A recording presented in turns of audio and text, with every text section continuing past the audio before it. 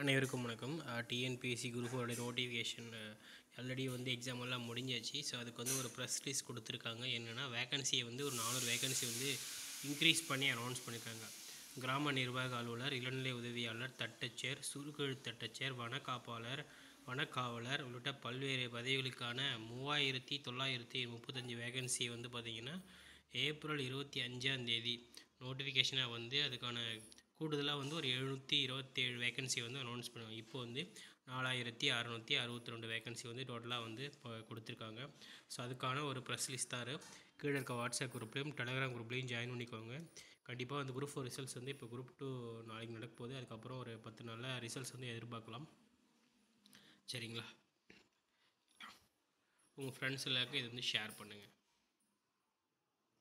So இது வந்து ஒருங்கிணைந்த குடிமை பணிகள் தேர்வு குரூப் 4 மேலே தூக்குனாங்களே அதுக்கான ஒரு அப்டேட் தான் இது.